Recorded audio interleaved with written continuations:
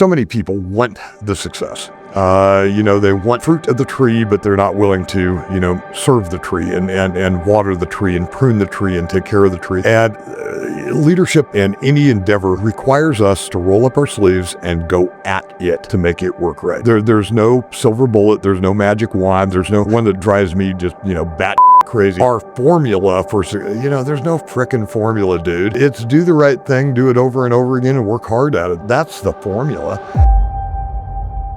Hello, friends. Welcome back to the Attorneys on Accident podcast with your hosts, Joe Wirth and Ash Blackburn. We are sitting down with Tim Schneider. Tim is the founder and CEO of Aegis Learning, and he's the author of 4 books, not one, but 4 books. We are really honored to have Tim. Ash met Tim at what conference? The NJA Leadership Academy. A bunch of lawyers, new lawyers, young lawyers. I wouldn't say new, but young lawyers. There's like 12 of us, I think. And he did a personality assessment on us and tried to figure out how we worked as a team. Yeah, and Ash came back and said, Joe, we need this guy for our annual firm breakfast.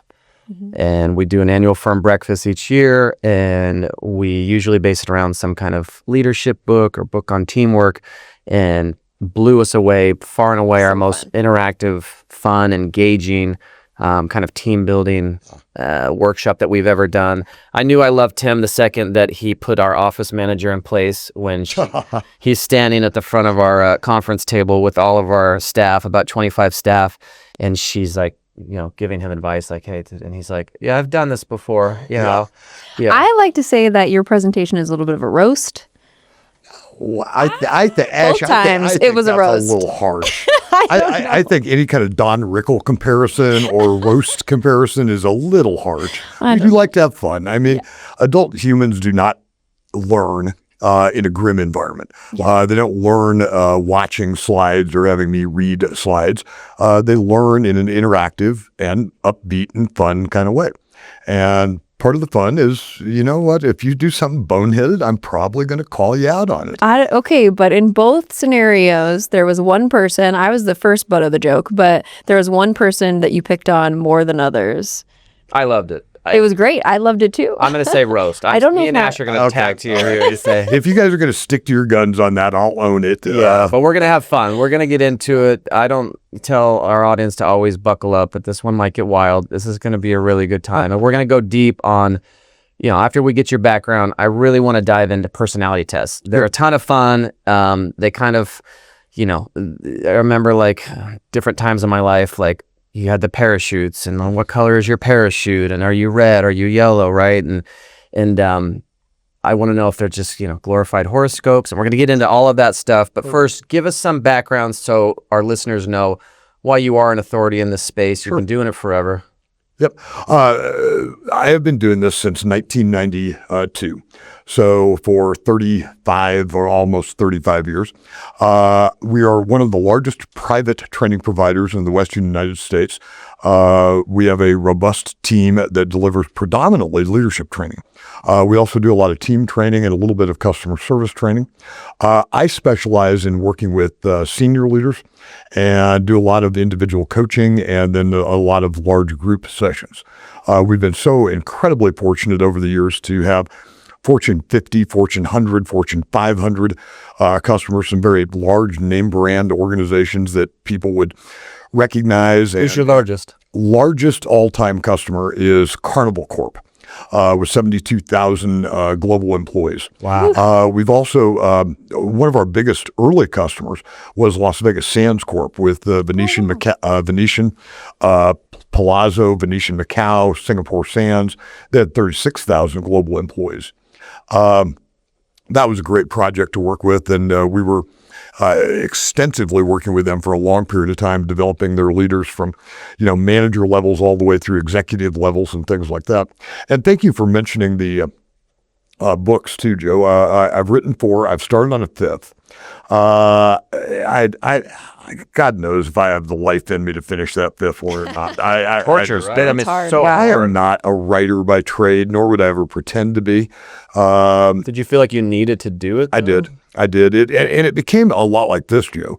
It's like having something to share. I believed I had something to share, and the format of sharing that would, naturally be a book. And the first one that I did was called Lead Well, which was about the 10 competencies, the highly researched 10 competencies of outstanding leadership.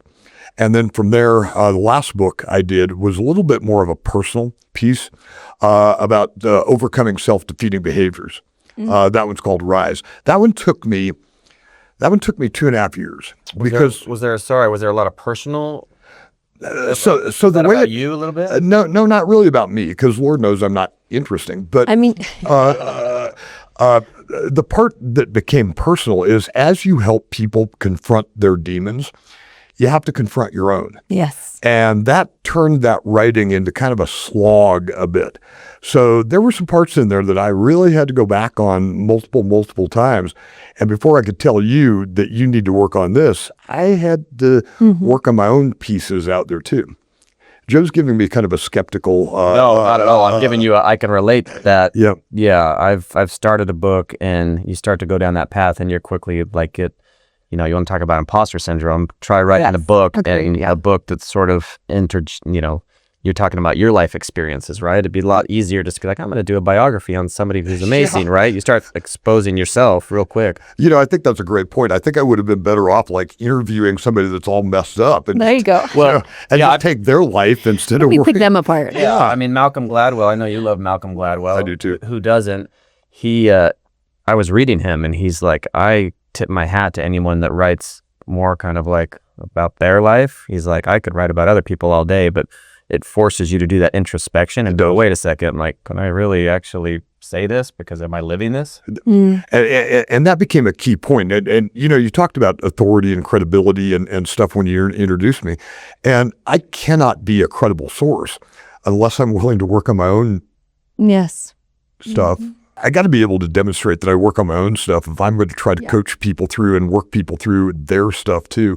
So yeah, that made that tough. And the one I'm currently working on, and by working on, it's like I look at and acknowledge it needs work, is going to be, the working title is The Lost Art of Thinking. Kind of inspired by the last 3 or 4 years of current life and things that are out there. There's a lot of non-thinking that occurs out there. So I mean, we need. I mean, just the title alone tells me that we need that book. yeah, But as part of it, I mean, you've been doing this since you were in 1992. So as part, I think I was in my teens. Yes. not 19, sorry, since 1992. But is that part of it's just like the research that you must have been doing while you were working, identifying teams and patterns, I would assume. Yeah, between the academic work that I did at the same time and the research, the other thing that this job has given me over the last 30 years is an absolute box seat to the best and to the worst in leadership, human behavior, organizational dynamics that you'll ever imagine. And watching and being able to document those best practices and worst practices and, you know, some of the hybrids are crafted in between is absolutely priceless. I mean, if you ever have the opportunity to read or get to know Simon Sinek at all, his research is all based on practicum, who he's with, what he's observing and who he's with. You know, one of his books was entirely about his time with Navy SEALs and watching their best practices play out. It's a priceless opportunity to watch things and go, you know what, that works in spades, that does not. That's a total mess. You need to, you know, unwind that. But it's a great opportunity to document that. And then for me, the ability to share that with other customers. Yeah. You know, when I can say this works for a company of 30,000 people, or this works for a company that's a, you know, Fortune 50, this is their best practice, there's a lot of power in that. You know, it's not just what Tim was thinking in his basement one night that would be a good idea. It was like, no, this works. It actually absolutely works. Are you always able to sniff it out? I have to imagine when you come in that everybody's on their best behavior. I was nervous when you came in because I was like, what is he going to find? So this is going to strike both of you as odd, but I actually have kind of a disarming, moderately charming demeanor that I could. I know, right? The people, I know you've never seen that side, but I do, and they'll talk to me. And I think I have that grocery store talk to me face because Grocery store talk to me. well, it is. I mean, you know, minding your own business on a Saturday morning, trying to check out, and some random human decides to engage you. I have that face. Oh, I love that. As recently as my last trip to Atlantis in the Bahamas, I ferreted out there was a little bit of a misconception about a brand new senior leader that they had hired. So I took it upon myself to go talk to some of the line level team members in his particular part of the organization. They opened up just, and I start with these benign. So have you met him? How's he doing? What do you think? And they just spill. They spill. And not only have I found in my professional life, but also my personal life, I've got this harmless vibe going on. It doesn't serve me well on the personal side, but I got this harmless vibe going on, and people will, share stuff with me. Yeah. Well, so as you're talking about, you work for Carnival, thousands of employees. I mean, you've got up on stage in front of, I don't know, thousands of people, right? So you're well past the nerves part of your career. But is it like, I'm thinking of my Joe, therapist. can I stop you? Yeah, go ahead. No, I'm not. And I tell you what, the speaker at any level, and I don't care if you're talking to the local Rotary Club or if you're on a platform of 9,000 people, if you tell me that you have no nerves, you're going to be absolutely useless. Absolutely useless, overprepared, and no, the art of speaking to any size group is not about eliminating nerves. It's about getting the butterflies to fly in formation. So acknowledge the butterflies, get them pointed in the right formation. You're golden. You tell me that you are, no, I'm good. I'm cold. I'm stone cold. Ice water in my veins. No, you're going to be useless. Is it the whole nerves tell you that you care and this is something that's important? Nerves need to drive your energy. Your vocal tone, the fun that you have with folks, that's what the nerves drive. Well, I guess where I was going is what I'm wondering is, when I'm talking to my therapist in my mind, I'm like, I'm saying things and I can read his facial expression. I can tell he's just like, it's so easy for him to see my issues. He's seen it and talked to so many people, and you see the same issues, right? Mm-hmm. Do you see that on a team scale? Like, can you identify okay, I'm in the front of this business or organization, and after 30 minutes or an hour, you start to get the temperature and go, this is the problem, whether it's leadership or communication or whatever. I mean, can you do that on a mass level? God has gifted me with very few innate abilities, but the ability to very quickly not only diagnose on individual levels where somebody's challenges may lie, like you were talking with your therapist, they can ferret that out really rather quickly after a very short conversation. You can also do that on an organizational level. Pinpoint, okay, we've got some issues. Give us an example. Give us an anecdotal story. So you talk to a big organization and you hear a couple of people talking about the inability to navigate benefits and payroll.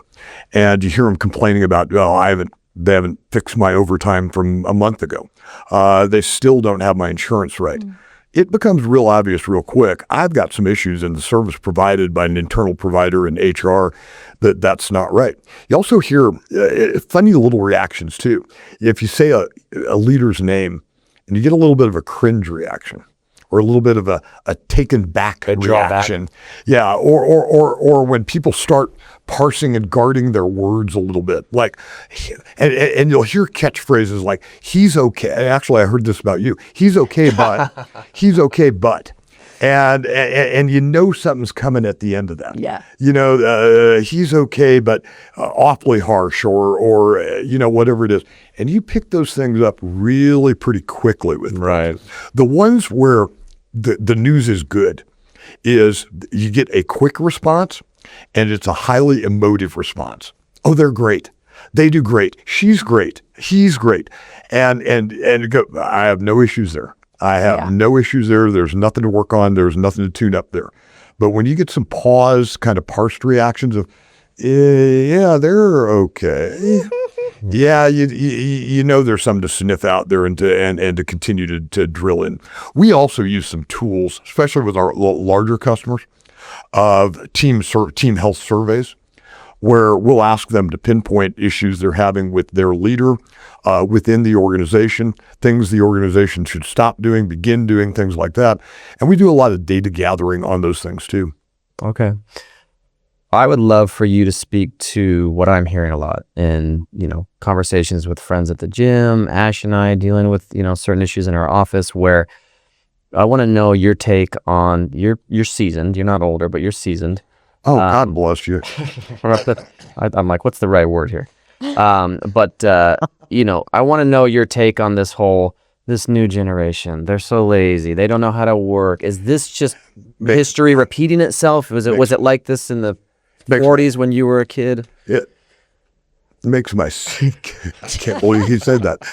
It makes my skin crawl when I hear that. And I heard that, in fact, as recently as last week. Give us your take. We offer a program called Leading Across Generations. And part of that program is to break down the stereotypes that are wrongly associated with some of the generational disconnects. And I'll share with you, first of all, the anecdotal evidence. And the anecdotal evidence was, and I won't say the year because that'll reinforce Joe's stereotype of my age, but when I was 16 years old, my dad put his arm around me and kind of leaned over and he said, son, your generation is not going to amount to anything.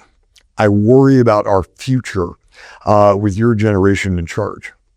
And I'll be damned if a number of years later, I didn't put my arm around my 16-year-old son's back and said the exact same thing. But here we are. Yeah. We're okay. We're good. Is it different? Did my generation lead and drive differently? Absolutely. Is my son leading and driving differently? Absolutely. But you know what? The end result is we're okay. Yeah. And a lot of those stereotypes, especially associated with Gen Zs and younger, are based on such limited pieces of anecdotal evidence, and they're grossly, grossly untrue. Do they have different value sets? Absolutely, they do. We talk about this a lot. Different value sets. Yeah. Yeah. Well, I think that what we try to do, and we don't always do it well, I'll be the first to tell you, is that we came, both of us, from a culture of hustle, hustle, hustle, slave, slave, slave, produce at the sacrifice of everything in order to get ahead. Great work, millennials. Yes. Great Exploit. Great job. Yeah. Great job. Did you guys have the movie Wall Street on repeat and play that multiple times? And so it's the practice of our lives to readjust our thinking and applaud a new generation that values being at home, having a life outside of work, and having to adjust our expectations of what that looks like to keep them happy and keep staff for a long period of time. Well, and you know what? And it doesn't, the one I hear all the time, and the one that makes my skin crawl, is about work ethic. Mm-hmm. Their work ethic is as strong as anybody else. If we are able as leaders, owners, to appeal to their motivations. And one of the primary motivations of especially Gen Z and younger, I got to give them something meaningful. And I've got to answer the WIFM question. WIFM is an acronym for what's in it for me. So I got to, if I can answer those two things up front, give them something meaningful that contributes, has societal or community level contribution. If I can do that, man, they're going to be my best people. They are absolutely going to be my best people. If I tell them to sit down, shut up, work hard, nah. And the other disconnect, and I spent a lot of time with leaders on this too. Please remember and apply empathy about what motivates you, what drives you is not going to drive them. So when you say, yeah, we're going to grow the practice and we're going to have this great pool of money to distribute for bonus, you know what? I got to tell you, they may not care. They may look at you and go, yeah, that's great. It looks like it's about 5. I need to go.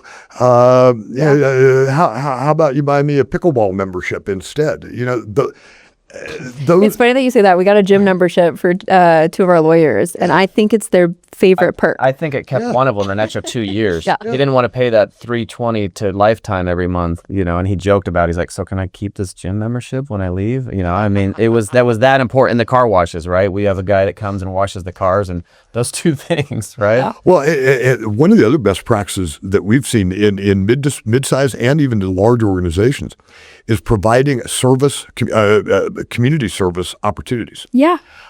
They rally around that. Mm-hmm. So, one Friday a month, we wear the Blackburn Wirth volunteer shirts. Yeah. We go out and we feed the homeless or, whatever it is that we do. They love that. Did you know we do that? Or are you just kind of like trying to put us down, make us look good? Because we do that. Well, the knowing both of you, that does not surprise me. Yeah. But those kind of things, it really connects them because they want that higher purpose kind of thing. Yeah, it's great. I'm generating, whatever I'm generating. You talked about KPIs earlier.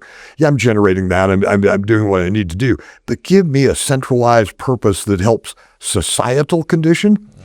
And the other part of that is helping leaders or founders be able to tell the story about how your core product helps societal condition. If you think about hospitality for a minute, somebody at the front desk of a hotel, can I tell a story that makes them connect to a better society and community? And I can. And I can coach you to do the same thing. How your presence in front of that family checking in has a positive impact on them, a positive impact on their vacation experience, and how that's going to then have a little bit of a ripple effect. When you're able to tell that story, you can connect younger generations a lot better than just saying, no, your job's important and it contributes this to our bottom line and No, tell the story about how it makes people's lives better, how it makes our community better. Yeah, we had a fellow, there's a law firm in town, another injury firm, and there are two guys that I look up to, and he's asking about our practices and I'm telling him about our struggles. And he's like, Joe, I'll tell you one thing that I've done that's been revolutionary, and that's we have everybody do this personality test before we hire them, and then we keep it.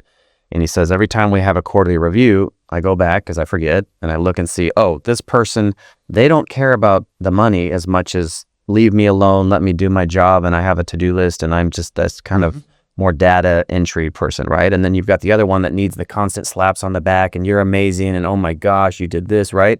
And so he'll look at it, and then he'll go in, and of course I'm thinking it sounds highly manipulative and all these things, but he's just like, I can't tell you how wild it is because the results are, amazing. He's just like, he's speaking their language. So when you came and did that workshop in our firm, the first thing you did is you broke us into the 4 quadrants, right? And just quickly tell us what personality tests you use and what they are. We use, and we have for a long period of time, almost 20 years now, the DISC assessment. DISC is an acronym that stands for Dominance, Influence, Steadiness, and Conscientiousness. It's based on an old piece of science called Marston's model behavior. Dr. William Marston is from the Jungian tree of psychology. If you think about, man, I am going full nerd mode on you guys right now. I'm in. Geek out. Okay, I got you. You're out. I'm in. Okay. If you think about psychology breaking from 2 branches, there's the Freudian branch, which is a lot more subconscious and attitudinal based. And then there is the Jungian, Carl Jung, branch, which is much more behavioral based. Marston was a behavioralist from the Jungian branch. And Marston developed a model where he could predict people's behavior using an assessment. He originally found 3 archetypes that was then later broken into the 4 that we know today. The version that we use now, and it's delivered by Wiley, John Wiley and Sons Publishing. They're best known. They also publish the Something for Dummies books. That's one of their big claims to fame. Those are great. They also do the Leadership Challenge series, and anyway, they own that product and that brand. The version that we use now is by far and away the most predictive and accurate available because it uses an algorithmic function called adaptive testing. What adaptive testing is, so the test itself asks 72 ranked choice questions, but the algorithm compares answers. So it says, for example, actually, if you say, I really enjoy working with people, and then a little bit later, you go on and say, I really enjoy working independently. The algorithm says, hey. It probably doesn't say, hey. But the algorithm says, hey, that's not congruent. And so it feeds you additional questions until it's comfortable that it can hit the minimum predictive accuracy that's out there. Now, there's always going to be some variance based on starting with just the human condition. Right. Did somebody wake up and in a pissy mood, back over their cat in the driveway, and now they come to work and they're faced with this personality test? That wasn't too graphic, was it? No. Okay. Or the other thing that we see too, and as people kind of change, both in their personal lifestyle, as they become married, as they have kids, those kind of things, and also their job. If I put somebody in a leadership role, there's going to be a little bit of a shift in that from where they were before. Typically, most people, their core behavioral personality piece is set at about age 17. Women a little earlier than men, but typically around age 17. There's always going to be some gradation changes within that, but never really huge shifts in that. So, for example, and I'm not talking out of turn, you're a very people-based person. Who, me? Oh, no, you're not. You're a D. You're an I. You're a very people-based person. You've probably been that way most of your adult life, with some adaptations along the way. Correct. But you've been very people-y. Right. You're the person that talks to me in the grocery store that I don't want to deal with on a Saturday morning. Yeah, I'm asking you like what cereal you like and should I get this because you saw the Captain Crunch in my basket and now you have to ask me. And you have a grocery store face. I do have the grocery store. While you're very driven in your behavior, I would estimate you've been that way since mid-teens forward. You've had that Probably drive earlier. in that push. Yeah, I got the presidential award when I was in elementary school. So it goes that far back. Proud. I like how proud you are. And Joe, I probably should share this only with you privately, but the one thing about that personality type is they tend not to care about casualty. So just a little heads up about that. She's taught me to embrace conflict, which I appreciate. Yeah. It's okay to go through it, not around it. That's actually a really good point, though. I, in leadership, have had to come head to head with the fact that I do not care about casualty. Well done. I can say that I think that I'm doing good because it's all for the greater good to push the plan forward, and there's some value in that for sure. I've seen your adaptations, and they're spot on point, and there's no concern on my part. Folks with a high D, that high dominance value in the DISC assessment, one of the things I coach leaders about related to that is they have a tendency to commodify people. Not necessarily the casualty thing, although I've seen that. It's the commodify. So the example of that is, Bob's been a valuable team member for 20 years. Bob leaves. Your first thought is, well, I need to get working on finding a new Bob. Yes. and it's like, no, we need to spend a little time celebrating the 20 years we've had with Bob. Time to find a new Bob. We don't necessarily need to, run out of our way to make Bob feel insignificant in his last 2 weeks while I'm finding new Bobs out there. And we got to get the machine running, And you'll hear D's often talk, and it's an interesting contrast between both of your styles. D's will often talk in terms of head count, FTEs. While I's... What's FTE? Full-time equivalents.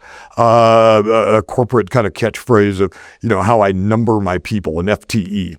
While I's will oftentimes use very personalized first names of the folks. They won't say, I've got 12 bodies out there. No, I've got this person and that person, and Joe is great, and this and they'll go through that entire very personalized look at it. Office manager, we were talking about that yesterday, where I'm very focused on productivity. And Joe loves a personality. But I'm like, but she's so funny, and she comes in and makes me laugh, and we have a good chat. Yeah. And you know where value both. And right? you know where the success sweet spot is? Right dead square in the middle. Yeah. Right. Do I need somebody that causes action? And I do. I absolutely do. Do I need somebody that reminds me that I occupy this blue marble with other humans? I absolutely do. And when we can carve out that kind of nifty middle ground in that, man, that's exactly where it's supposed to live. Yeah. Okay, we're in the sweet spot. We're good. I love it. Yeah. Okay. All right, so that's the D's and the I's. Tell us about the S's and the C's. The other two, S stands for steadiness, C for conscientiousness. S's are interesting. They're a very unique hybrid between the S and the C. They represent an incredibly, and they're equally valuable to an organizational dynamic, a very thoughtful approach that they take, a very methodical approach. They tend to value people, just not quite as out there as talking to me in the grocery store, but they value people and they value people interactions. They're the best listeners in any population. The C's, which stands for conscientiousness, they are the anally retentive of any group. No detail is too small for, for them. What jobs do they typically gravitate You'll toward? tend to see, and this isn't perfect, Joe, but you tend to see that they'll migrate to highly technical things, engineering, finance, those type of roles where the details and quality are highly driven. In your world, you'll tend to see some as paralegals who are, in charge of, looking at and editing and ensuring the quality of your documents out there, which is a perfect fit for them. Do I want any of them at my front desk? Absolutely not. Do I want any of them doing marketing? Absolutely not.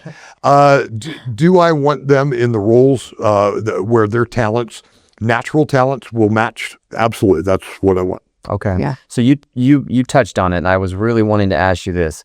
My understanding, and I'm going back to like my psychology days, was that generally in psychology, there's a generally held belief that personality is stable and consistent and doesn't change. It's only behavior that changes and is modified. I want your take on that. No, it's absolutely correct, and it kind of represents that. But explain it, because I think there's a little bit. It's kind of like, well, no, I've changed my personality. I used to be a yeller and a screamer and impatient when I drove, and now I don't. But that's your behavior. So is that what you're talking about when you're like about 17? You're sort of like your personality's formed, and actually, a lot of your behavioral patterns are formed there too. However, we do a lot of adaptation, and part of this lies too, Joe, in the core definition of what behavior is. Behavior is any outwardly observable action. So if I said, Joe, will you smile more? And you smile more. Guess what? Joe has changed his behavior. Changing behavior we can do on an absolute dime. The art form in behavioral change then becomes, can I do it over a sustained period of time? Now, what we learn, especially in the working world, is there are certain behaviors that are absolutely necessary. Can I walk in and yell at the receptionist first thing in the morning? No, I can't. Well, you can, but no, I should not. Yeah. It's a bad deal. So I'm going to, adapt that particular behavior. Are there times that I need to, kind of let the people piece go and really narrow down and focus on some documents or some analytics? Yeah, I do. That is an adaptive piece of behavior that you go through. Then what is a personality? Personality tends to be kind of a core set of values and thoughts and beliefs that you operate from. It's a very complex thing that ends up, now we are going to hit nerdy stuff, that drives a lot of neuron flow in our brain and stimulates a lot of activity up there. Personality has some changeable dynamic, but not nearly as much as behavior. Behavior can be incredibly, incredibly fluid. We go through those adaptations really, really quickly and easily. While personality changes, man, I tell you what, that's years of clinical work to get a personality to change. And even then, recidivism back to core personality pieces, it explains serial killers. Recidivism, is very high in that. Okay, so let's get into some practical things. We've got a lot of listeners who are business owners that are trying to figure out how to keep a team, build a team, motivate a team. Give us your sort of, let's just do the like top 5 or the top 10, like the things that you most commonly see. And it's like, listen, my advice to anyone listening out there is, if you're not doing this, you need to be. Love that. Love that question, Joe. That's awesome. So first of all, the easy, biggest thing that any leader in any size organization can do is shift from tell to influence. And what I mean by that is, rather than providing directives, Joe, you need to do this, this, and this, learning how to use my influence, and I'm going to tear apart something that we call the influence equation. Influence is comprised of 45% of my relationship depth with my people. So big calling, get to know your people, show some interest, ask about how are the kids doing, how was your weekend, even things you guys did with me, how was my recent trip. That's about 45% of my influence that I'm able to unlock there. You can't, it's like, that's so foundational. Can't get You away can't from it. skip that step, Yeah. right? A relationship essentially is if you're not spending time with a person, you That's don't right. have a relationship. That's right. But you'd be amazed, Joe, how many people just look at somebody and go, well, you have to be here. Or, I don't care about you. You don't care about me. You're compelled to be here to get a paycheck. Paying you. And I'm paying you. So, and I got to Okay, as a D, I take offense. That's not what's going through my brain. What's going through my brain is that I don't tend to need what I view as small talk.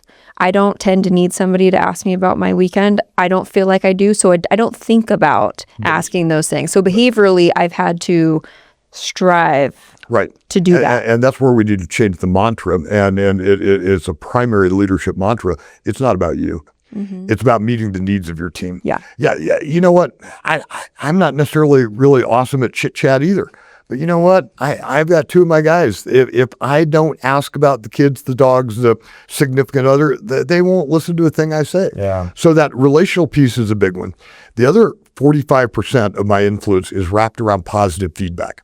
My ability to say in a correct form and in a lot of frequency, Joe, great job on this, nicely done.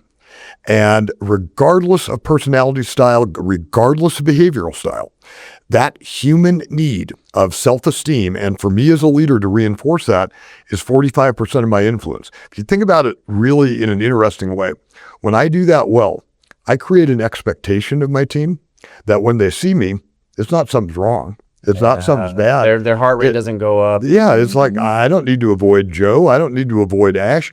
There's a high likelihood she's coming in to tell me I did a great job. I fought that for years raising my kids, and I have a daughter that she's got some ADD and could not clean her room, make her bed to save her life. And when she did, somehow magically it would be a mess in 10 minutes. And my wife started using this line, water the flowers, not the weeds. And I kind of didn't get it at first. I'm like, what does that mean?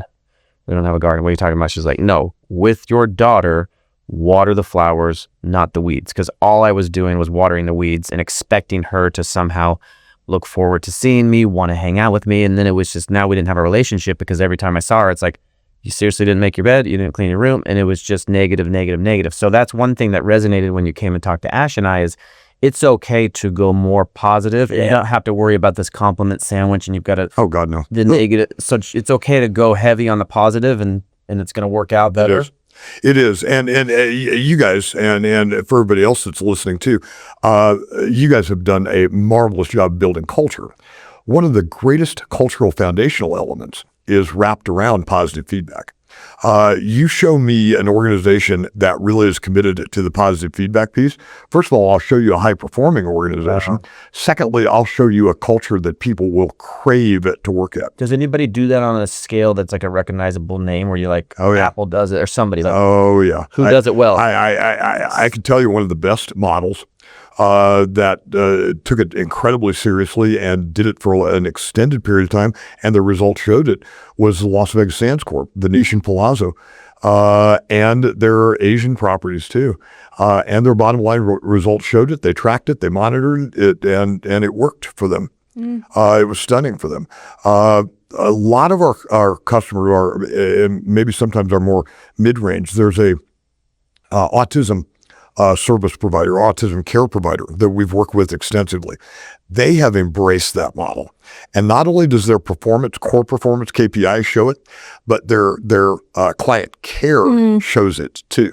Those kids and families dealing with kids with autism, that has improved dramatically by that heavy infusion, positive feedback. Joe, what you described with your daughter replicates itself thousands of times a day in a workplace. See the boss coming. Oh, it must be bad. I've done something wrong again.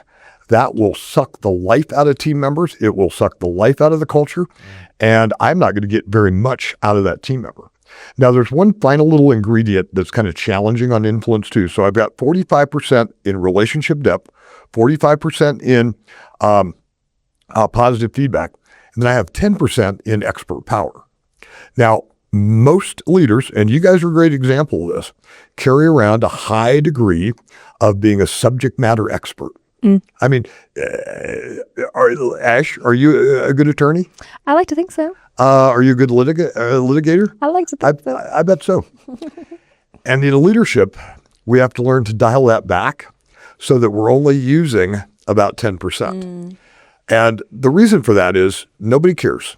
Not a single soul. Right? Nobody need cares. it. Nobody cares. I mean, nobody cares how smart you are, but they care dramatically about how you treat them And how you make them feel. and how you make them feel. And that equation, when I ask about your kids and your family and ask about your weekend, when I say, hey, Ash, great job on that, that's all about how I make you feel.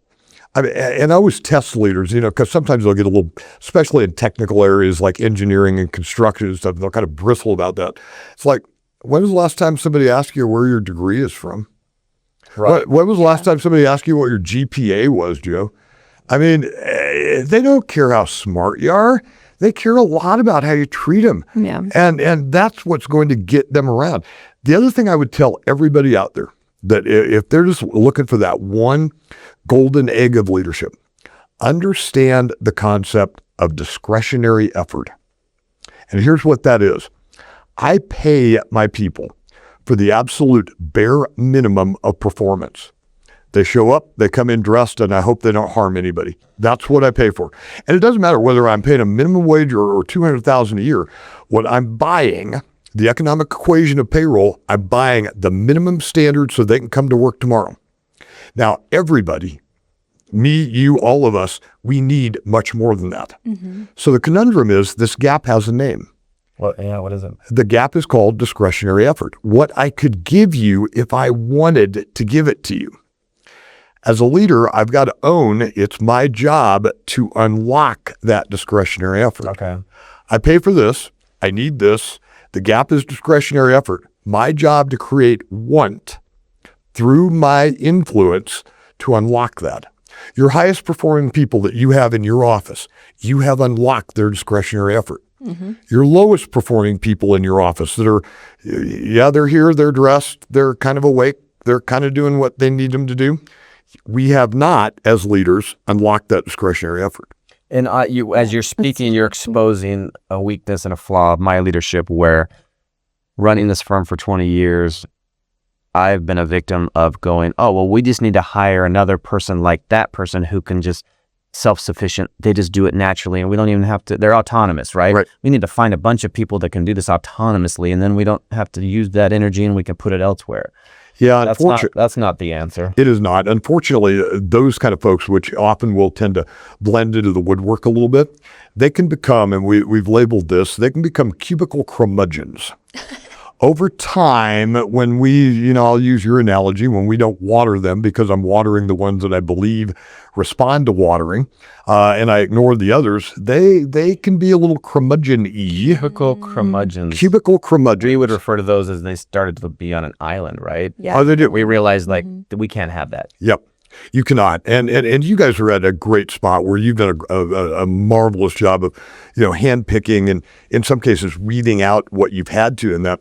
In some larger organizations or organizations that might be covered by a collective bargaining agreement or things like that, man, I tell you what, once you get a cubicle curmudgeon in there and you're not doing your job as a leader to really reach out to them, build relationship and rapport, provide them positive feedback, and you could be stuck with that soul for 30 years. Those roots run deep. They do.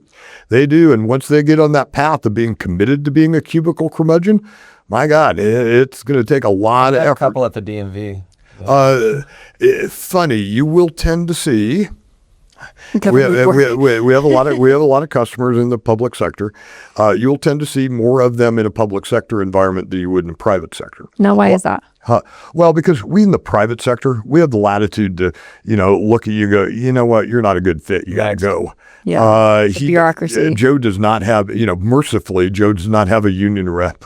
Mercifully, Joe doesn't have any real rights. So, making Joe go away is relatively easy. Yeah. What about... Do you like being used as the example of those? I'm the youngest of 7, so my whole life has just been taking shots. And so... It's used to being roasted. I think if I didn't enjoy it at this point, maybe we need to work on your resiliency a little bit. Under a bridge homeless by now. I had to learn real young to just roll with the punches. But no, like I said, I like that you were a roaster. That was... I liked this right away. I'm like, okay, this is going to be a fun workshop. But... let's dive back into the personality test. And I mean it when I say, like, I really have always been, my sister came to me when I was young and she's like, oh my gosh, like talking about horoscopes, and I'm just rolling my eyes as a young person, just going like, this is literally saying all these positive things, and my sister's identifying with them, and it's like I could identify with hers or mine or that one because they all kind of sound great, and I'm not seeing, well, you're an a-hole or you're selfish or you don't call your mom. Like, none of those types of shadow sides of a personality. Yep. Do they do that intentionally, or is that a flaw of these personality tests? I'll talk to DISC for just a second. So DISC goes out of its way to provide a balanced view and a balanced scorecard of you.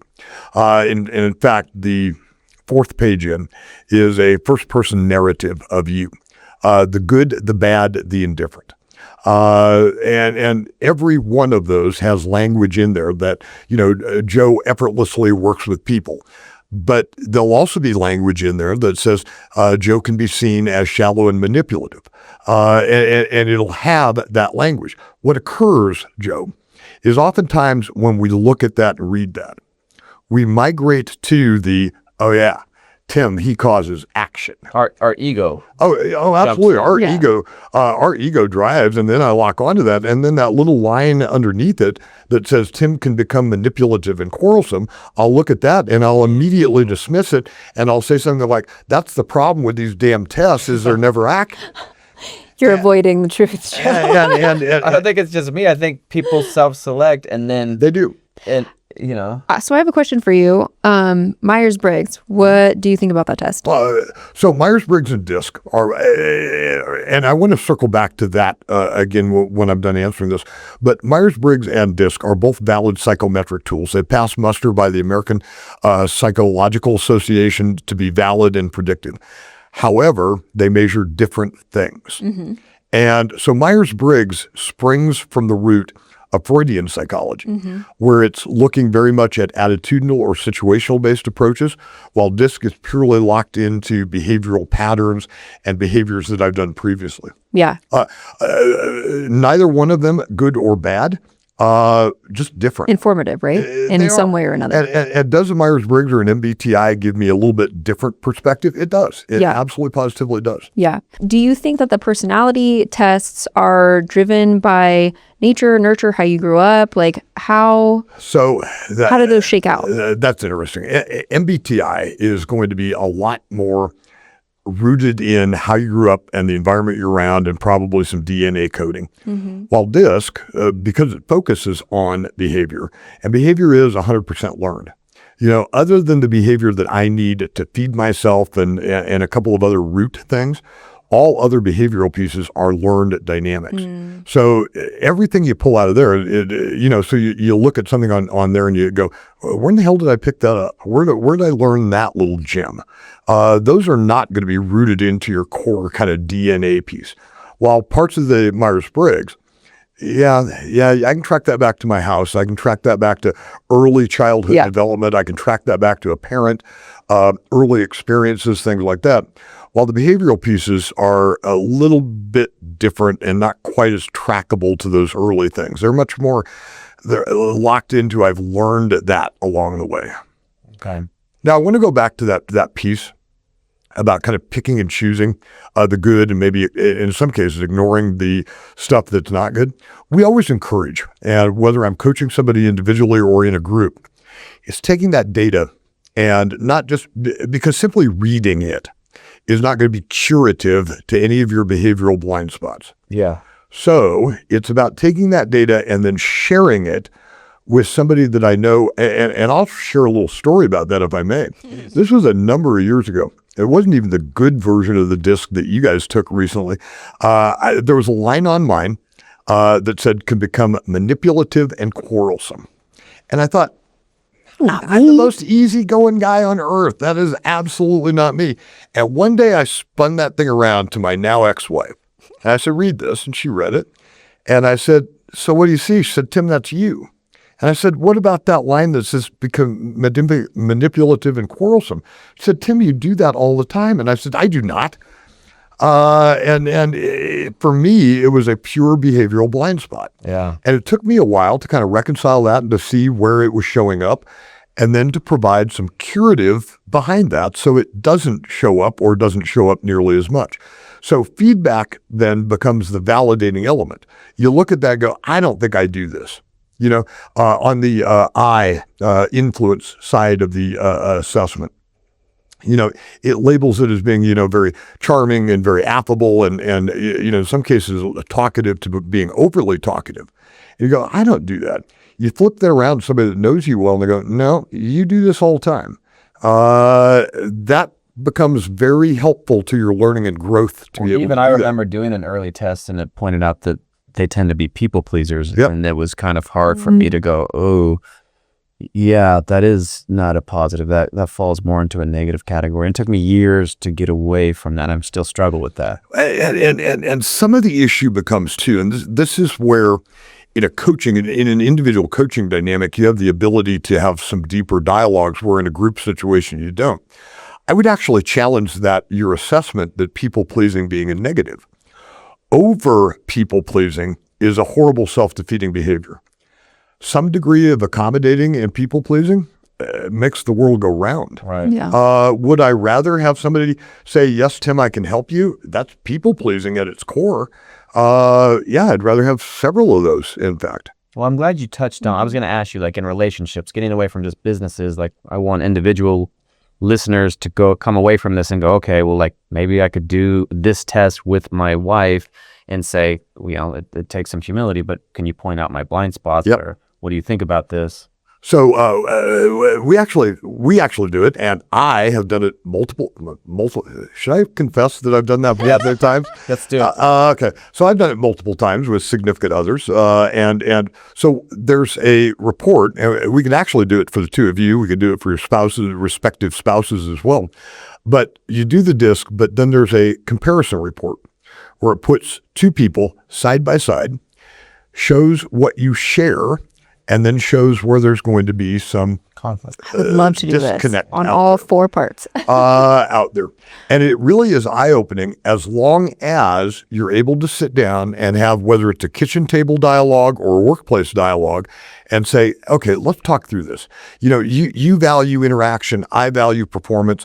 Let's talk about where those things are going to have conflict and where we can agree on those things too. It's really eye-opening. It shows like a top 5 of where you're going to be in perfect sync with your wife, and then 5 that are going to be a little bit different. I will share this with you, and you've probably done this intuitively too. The longest term interpersonal relationships are with stylistic opposites, not with stylistic the same. Because what you've figured out in a long-term interpersonal relationship is he brings this, she brings this. Man, it all works. Which is what we get to enjoy in this partnership. Absolutely. My wife and I are very similar, and I think it's created wonderful kids, amazing kids, right? But we've had to work through a lot because it's just like we both want to be at the party, we both want to have the fun. So there's not one person that's like, I'll stay at home, go for it. Right. Right. And nobody's mowing the grass. Right. Because you guys are always at the social events together. Right. Right. Yeah. And that is, I mean, imagine 2 Ds being married to one another. I mean, first of all, the door is not big enough to get your egos in. I don't know. My fiance might be a D actually. And I would say that I don't know actually. More conscientious. Yeah, maybe. I don't know. With other people, he's pretty dominant, but with me, he lets me And he might be a DC take him combo on. out there too. I could see that. Yeah. But it's a great eye-opening and discussion tool. And we use it not only with interpersonal relationships, but if there's a workplace dynamic where a couple of people are in conflict, for example, in your place, if there are a couple of high-level professional lawyers in conflict, we would run that comparison report and say, okay, let's talk about how this works, where we see it the same, where we don't, and let's figure out what that root of that conflict. It's a great little diagnostic tool for that. Yeah. Yeah. Let me ask you about quotes you like on your Instagram, sprinkled between your trips and everything you're doing. You've got motivational quotes, and I think to a certain extent, I feel like Instagram kind of ruins those. Like where you just sometimes people overpost them, and then you're like, oh geez, doesn't mean anything. But if you stop and read some of them and really like let it sink in, it's wisdom, right? And it's there for a reason. It's made its way to Instagram or Facebook for a reason. But you dropped a quote on us when you did our workshop that kind of blew me away, and I keep thinking about it. And it was one that I hadn't heard, which was something to the effect of opportunity.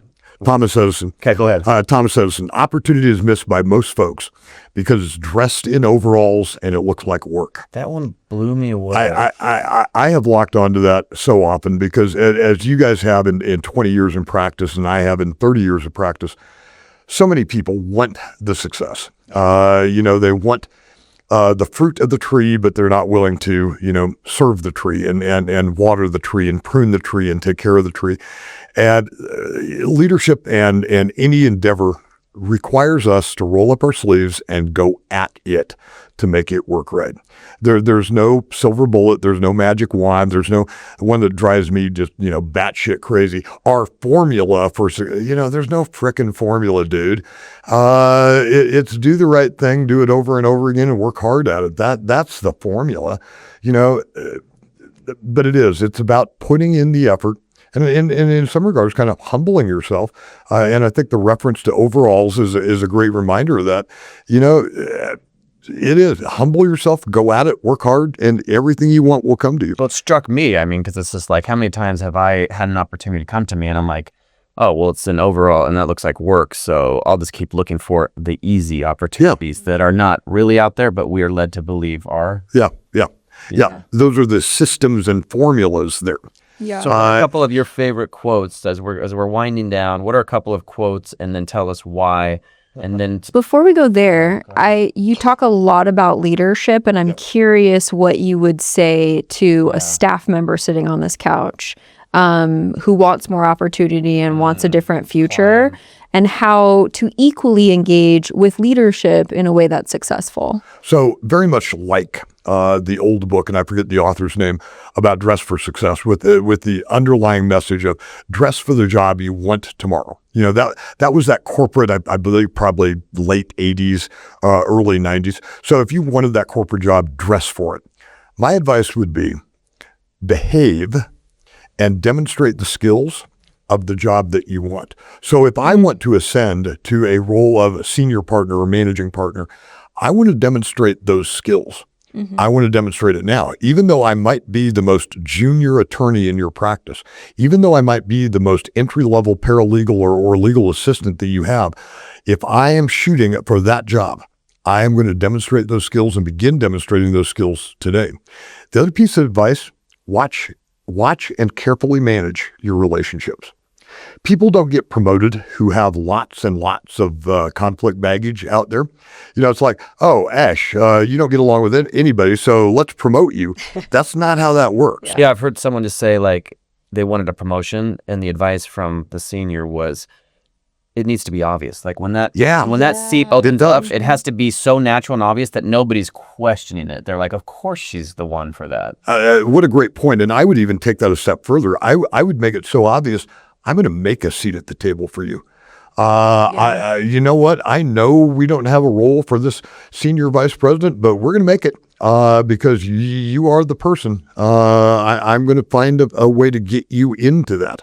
Yeah. Yeah, that's what we did with Ash. It was like, why wouldn't we? Right. Yeah. It's obvious. Right. Yeah. Good question. As far as quotes though, like some really just like ones that always you come back to, right? Because you've posted them, you've got them that you've been tossing around in your brain. What are a couple where you feel like, okay, these are the ones I come back to? One of my all-time favorites is when there is no wind, row. It's an old Chinese proverb. And I like that visual too. And it describes, and for those of us that have longevity in our careers and our business, it doesn't just show up. You have to go out and get it and work for it. And invite it in. And it's that visual of, I can put my sail up all day, but if there's no wind, I got to figure out a way to get where I need to go. Yeah. Another one, it's an old Zen proverb. And I use it in a lot of settings, usually in some individual coaching, sometimes in group sessions too. But it's beware the man who shares his poetry. And that's really all wrapped around somebody who's going to give you way too much about how cool and how good they are, and kind of that unsolicited kind of thing about telling folks how. I mean, some of your competitors do that all the time. I figured it all out. I have all the answers. That's exactly right. And it's like, if you're not going to show any interest in my poetry, I don't want to hear any of your poetry. I don't want to hear I've met it. those people, and it's like I've been on golf trips, and it's like literally they've asked not one thing about what I do, but I've just sat and worshipped at the seat of what they do for 2 days, right? Isn't that tedious? Yeah. And you come away and you're like, yeah, that's not somebody that's inspiring or I want to be around. And the final quote, and I may butcher it a little bit because we've modified it for our own working definition of leadership, but it's the President Eisenhower quote, leadership is the art of getting people to do something because they want to do it for you. Mm-hmm. And it really encapsulates that need for leaders to create want. And it also encapsulates that personal connectivity between leader and follower as well.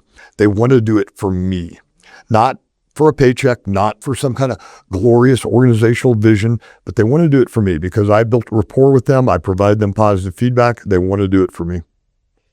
Tim Schneider, you are the founder, CEO of Aegis Learning. I'm so grateful. Ash is so grateful that we found you, that we've, our worlds collided.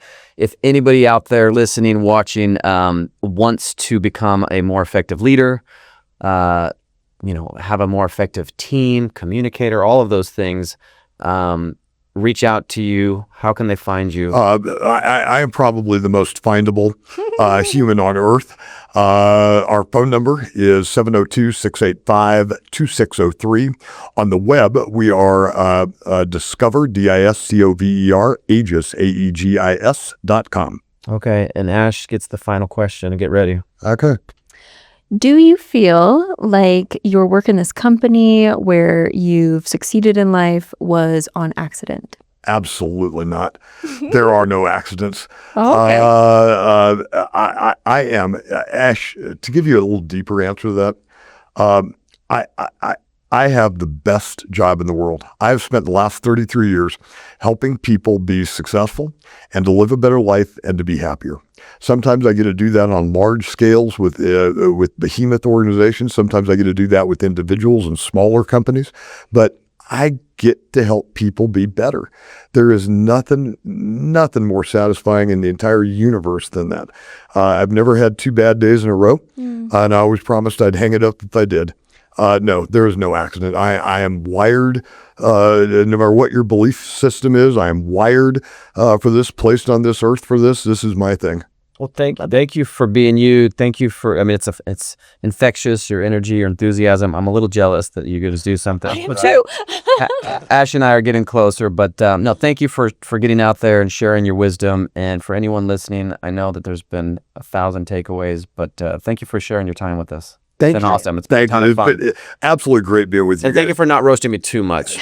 I would do this without a microphone and a camera in my face too. So I love being around you guys. We appreciate it. We had a ball. Thanks, Tim. Thank you guys. Hey friends, before you go, make sure to like and subscribe to the Attorneys on Accident YouTube channel and check out another video for more conversations on growth, business, and life.